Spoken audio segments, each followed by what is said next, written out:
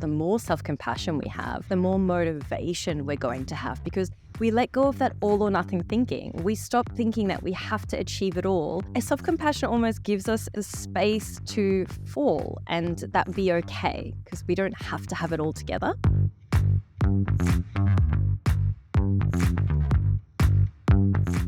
Welcome to the Eat, Live and Move podcast by Miyagi, a space where we bring you the latest science-backed conversations, expert insights and practical tips relating to all things health and wellness. Hello, I'm Dr. Gina Cleo, your personal habit change expert. And I'm Dr. Ross Walker, a cardiologist and preventative health expert. Together with our 60 plus years of collective experience, we're on a mission to help you to improve your health and transform your habits so you can eat, live and move better, one episode at a time without the fluff or the fads. Now, in today's episode, we're going to be talking about something that is so important in helping us achieve our health and wellness goals. And also for many areas of our life, whether it's our careers or finances or relationships. But interestingly, it's also an area that's often overlooked or not necessarily viewed as important. And that is the power of self-compassion. We're going to explore what it is and why it's so important to have self-compassion, especially when we're working on ourselves or towards a certain goal. Then we're going to dive into some really practical ways that, you can apply self-compassion if that's something that you're not already doing right now. And of course, we're going to finish up our episode with our member question of the week. But before we begin, a quick reminder to hit subscribe on whatever platform you're listening to so you can get notified every time a new episode drops. Now, I have had a real personal journey with self-compassion, so I'm really looking forward to unpacking this. I certainly used to be someone that didn't believe much in self-compassion and certainly didn't give myself a lot of self-compassion. And it's probably because of the way I was parented, that I would say. But I want to unpack firstly, what is self-compassion so that we're all on the same page. The definition of self-compassion is essentially giving yourself the same kindness, gentleness, and care that you would give a friend, especially during times of difficulty. And it includes things like having empathy and kindness and forgiveness and being caring and tender, and various synonyms for acceptance and non-judgment. Ross, what's been your experience with self-compassion? Well, I often say when I'm talking about these sort of things that if you can't learn to love yourself, you can't love anyone else. And so I think it's not just your external language, but I think it's also your internal language. How often do you call yourself an idiot? How often do you put yourself down for things you've done wrong? And I think many people say that I was so anxious about what might happen tomorrow. I'm so annoyed about what I did a few days ago.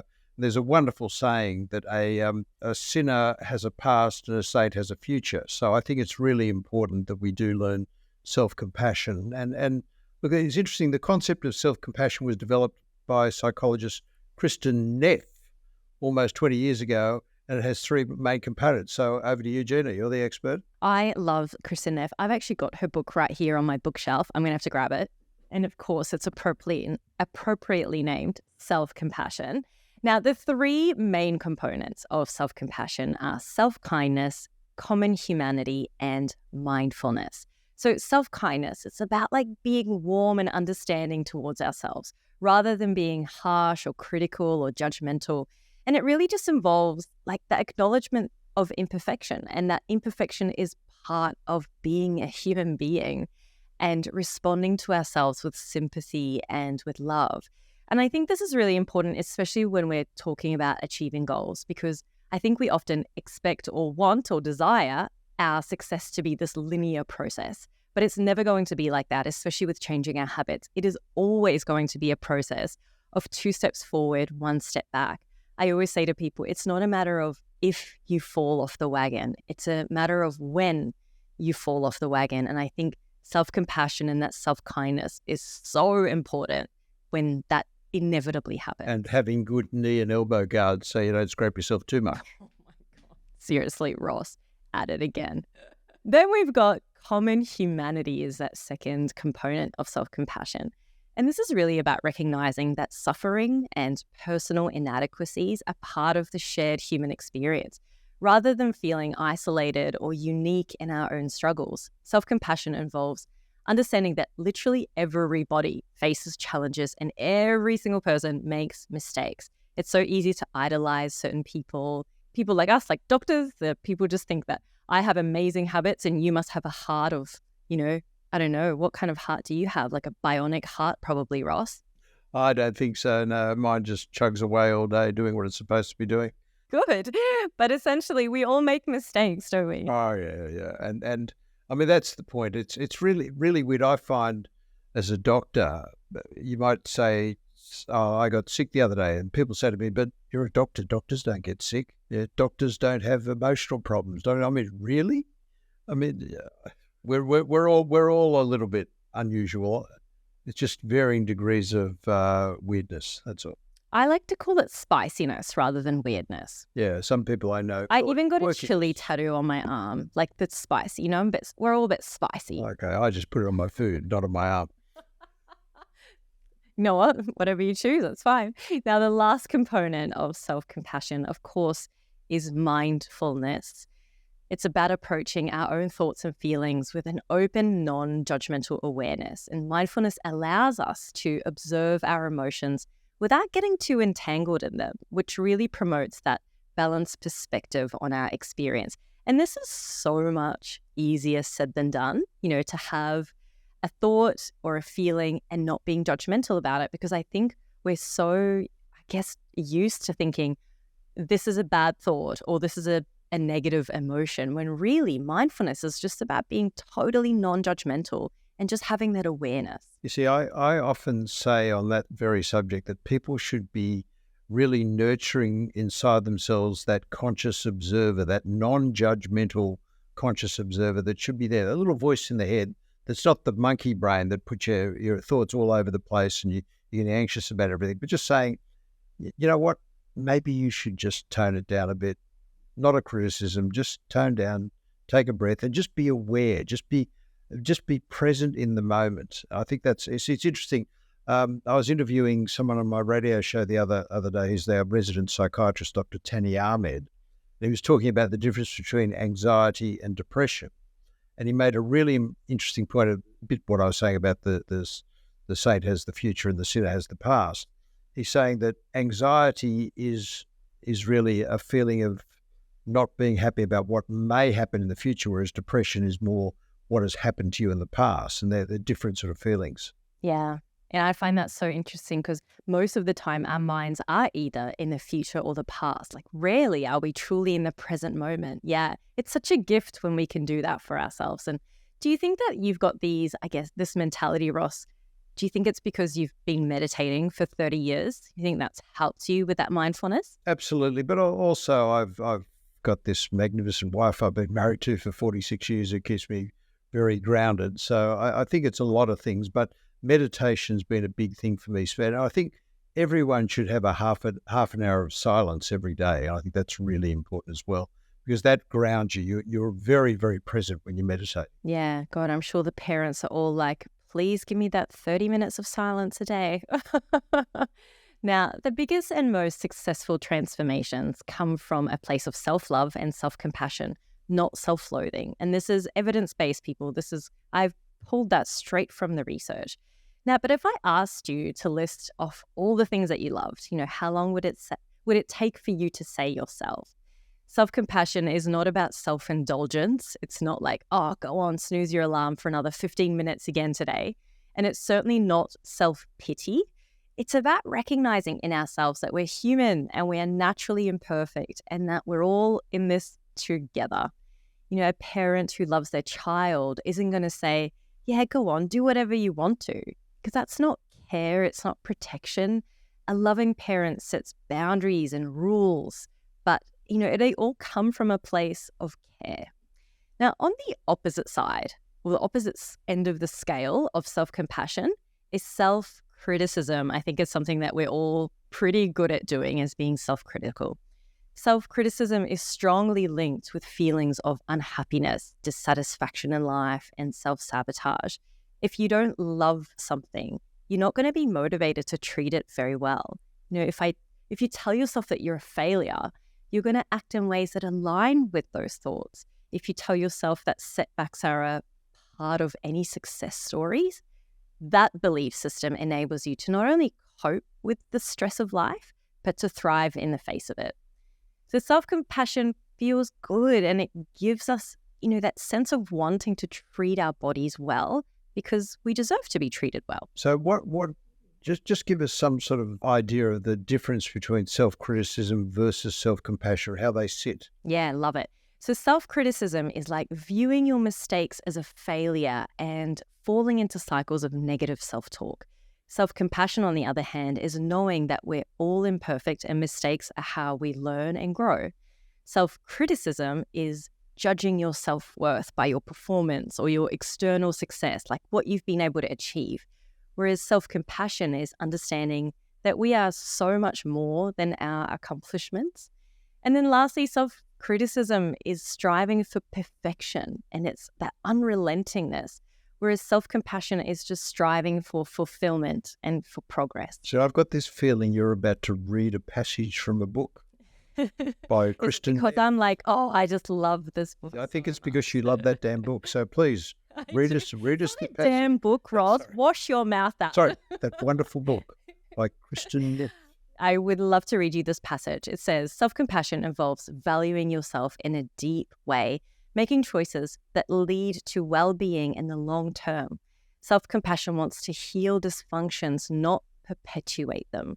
There's nothing wrong with occasionally indulging yourself, of course. Sometimes eating that piece of lemon cheesecake is actually a form of self-care, but overindulgence, like eating the whole cheesecake, doesn't feel good, and it's counterproductive because it prevents us from achieving what we really want, which is to reach our highest potential. Well, there are several reasons why it's so important to have self-compassion. One is it's really important to be motivated to do things. And see, this is one of the things I talk about in my preventative health programs. There are 5 components to the preventative health program. And I won't go through them all right at the moment. Maybe that's a talk for another podcast. But one of the big ones is motivation.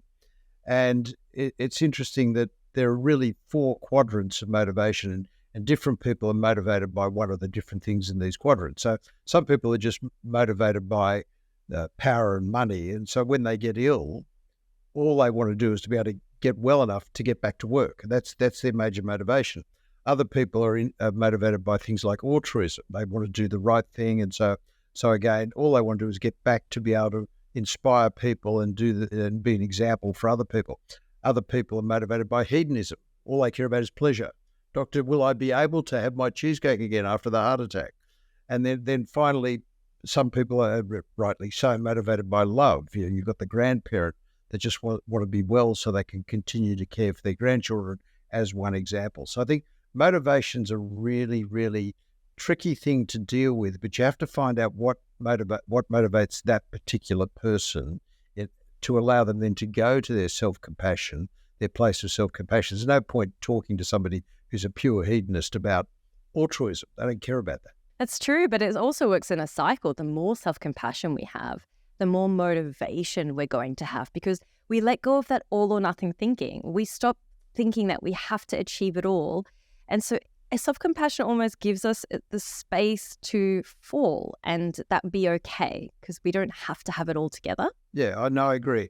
And I think we can all relate to this one. Think about the time when you set yourself a goal, no matter how big or small.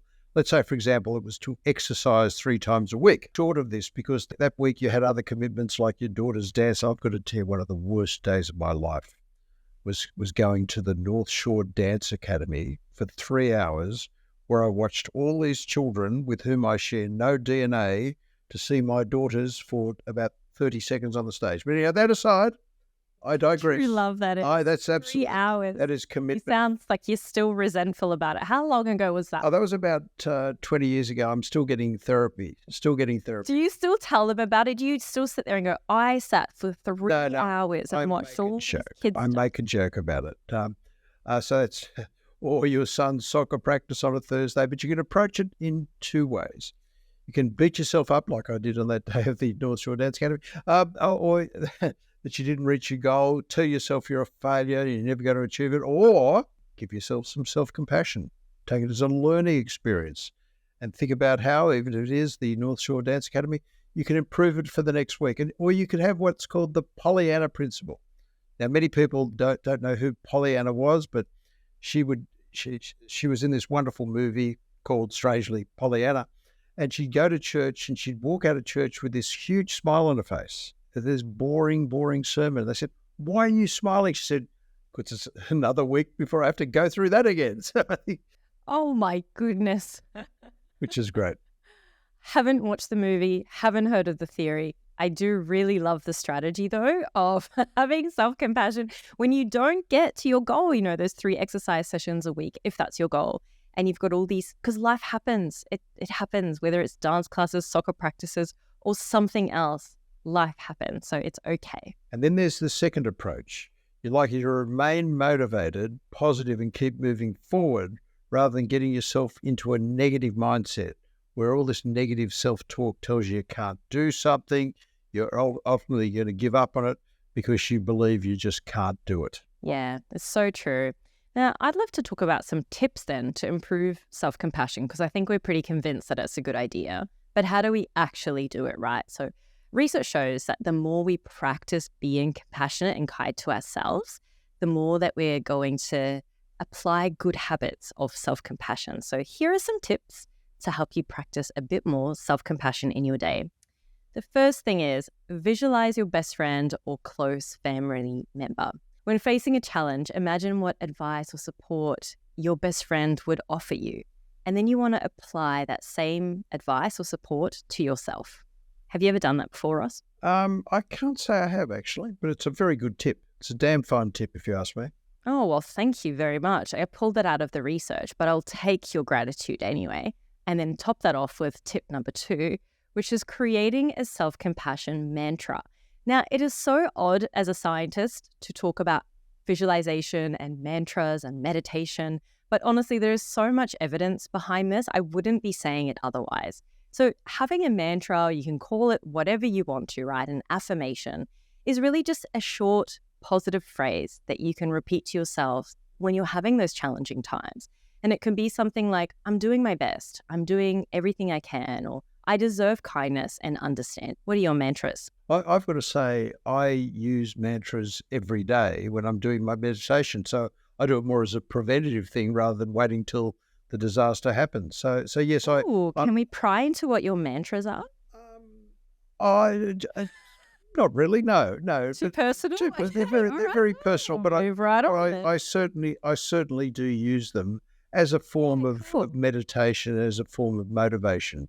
Oh, I love that. Okay, can I ask you this? Are they related to your personal life or your career, or both? Just related to my feelings and related to basically how I feel about myself. So no, I don't. Ross, I never in my life would have taken you for someone who has mantras about their feelings. And that's just beautiful. I would just give you a big bear hug if you were in the same room as me right now. Okay, well, I'll keep you to that when I need to see you next. What else? What other tips, Ross, do you think we can do to improve self-compassion? Well, we've just been talking about mindfulness and meditation. And I think, look, I think one of the best things that happened to me as far as this goes, the best thing that happened to me, of course, was meeting my beautiful wife. But one of the best things is when I learned meditation. I'll tell you, it's an interesting story because I was the landlord for a guy who was a psychiatrist, and he was the head of the Australian TM Foundation. And it's interesting, there's a wonderful Buddhist saying that when the student's ready, the teacher will appear. And I was going under a fair bit of stress at the time, and he came and said, I've got to teach you meditation. So he actually taught me, the head of the TM Foundation in Australia taught me transcendental meditation 30 years ago. And the first 6 weeks, I thought, this is completely useless. But being the anally retentive neurotic that I am, I persisted with it. And after 6 weeks, it started to kick in. Now I just couldn't imagine a life without it. So my strong advice to everyone is to get a meditation teacher and learn how to meditate. I'll just tell you one interesting story. When I talk at conferences, I actually offer the service that I will take a meditation course for them. So I'll teach people meditation. And I had about 80 people lied out on the ballroom floor in New Zealand talking for the insurance company AXA many years ago, 20 years ago. And after the talk, a young woman came up to me. She was about 32, and she said, Doc, I had the weirdest feeling then. I felt someone was pulling a cord out of the center of my chest. And to get a bit ethereal now, I just unblocked her fourth chakra, if you want to get into that. And so I said to her, tell me about your medical history, because I knew what she was going to say. She said, I had breast cancer a year ago. And I said, yeah, I know. And I said, well, you have to keep working on that area and meditate through that area. So you just visualize the thing going through. So it's really interesting. And I heard 10 years later she was still well and still meditating. And so I think meditation is extremely powerful. And I'm a cardiologist. I treat people with heart trouble. But I'm saying I also believe at a preventative level, those 5 keys we've spoken about before, and part of that is happiness and contentment. And meditation to me is a wonderful way of getting happiness to contentment and subject of today's. Yeah. Oh, I love that. That's really cool. One thing that's really helped me on my journey of self-compassion is having supportive people around. So ironically, so many of my friends are psychologists. I don't know if they've picked me or if I've picked them, but here we are. And I find that, I can share just a story with them, and they probably put their psychologist hat on and they say something really empathic, and it helps me so much to go, well, yeah, I could just actually reframe it like that or see it like that.